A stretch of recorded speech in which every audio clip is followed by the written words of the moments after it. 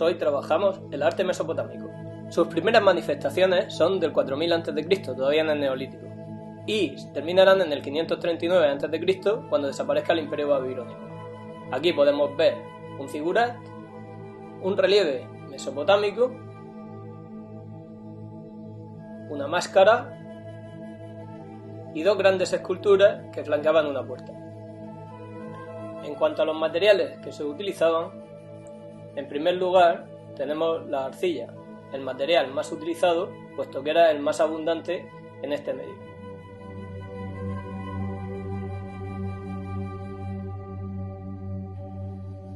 La escasez de madera y de canteras de piedra hizo que fuesen materiales menos empleados. Del mismo modo, prácticamente no se utilizaron los metales. Veamos en primer lugar lo que fue la arquitectura. Uno de los materiales principalmente empleados fueron el ladrillo, tanto simplemente cocido como decorado posteriormente mediante el vidriado.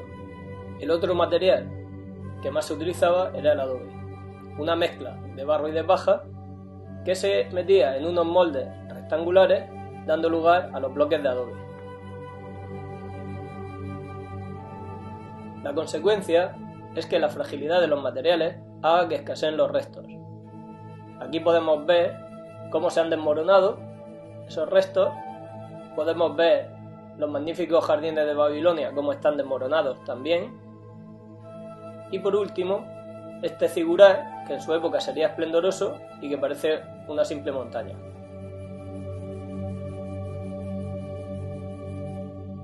Dentro de los tipos de edificaciones destaca el zigurat, el templo.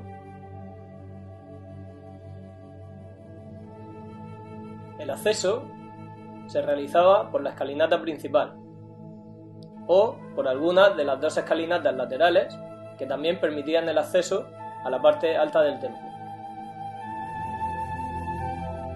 Al subir se accedía al templo por el templete de entrada. En la parte alta del zigurat se encontraba el santuario con la capilla central. El zigurat se estructura en 3 niveles de terraza. El recinto sagrado estaba rodeado por murallas, lo que le aislaba del resto de la ciudad. El segundo edificio en importancia era el palacio. El palacio no es un edificio único, como lo entendemos hoy en día, sino un conjunto de edificios que se unían entre sí mediante pasillos y corredores. Como vemos, cada edificio tiene un patio por el que penetra la luz. La existencia de un gran patio central actuaba como articulador del conjunto de los edificios. Se utilizaban terrazas para ser aislados de la humedad y es un recinto de planta rectangular, amurallado para ser aislado también del exterior. Las paredes estaban profusamente decoradas con pinturas y relieves. Aquí vemos algunos ejemplos.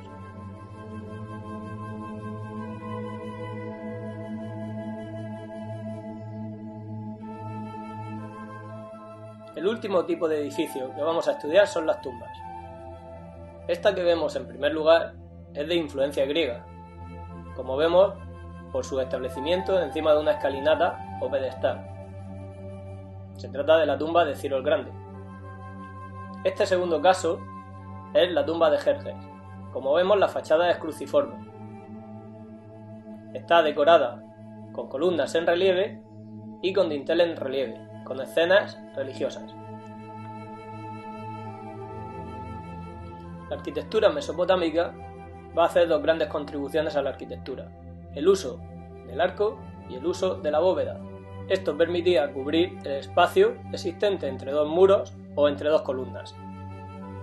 La segunda de las grandes artes cultivadas por los mesopotámicos es la escultura.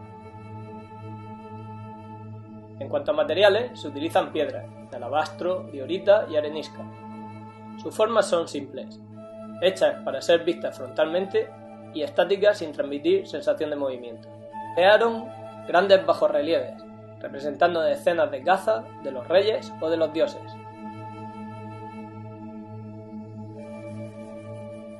Por último, trabajamos la pintura, de la que no nos quedan demasiados restos.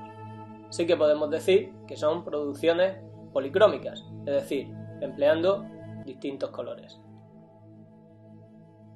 Como ya hemos dicho, casi no tenemos ejemplos representativos.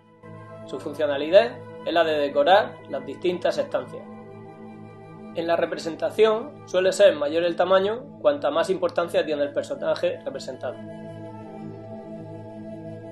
No quiero acabar sin mostrarles algunas de las obras más importantes de esta época. El estandarte de Ur es un trozo de madera decorado por ambas caras.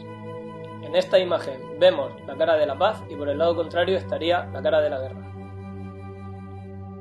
Ahora vemos la estela de Naram Sin, del rey Naram Sin, para celebrar su victoria frente a los Lulupi. Esta obra fue creada en el 2250 a.C.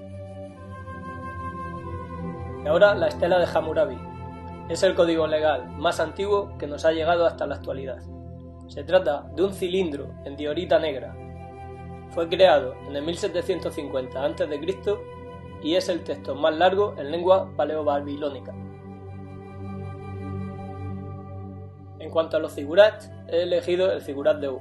El que vemos actualmente es el reconstruido por el rey Nabucodonosor II y que es patrimonio de la humanidad. No quiero terminar sin mostraros la leona herida del palacio de Asurbanipal en el siglo VII a.C. Vemos a la leona herida arrastrando sus patas traseras como queriendo decir que no se rinde. Quién sabe si manifestando el espíritu del imperio asirio que estaba en declive.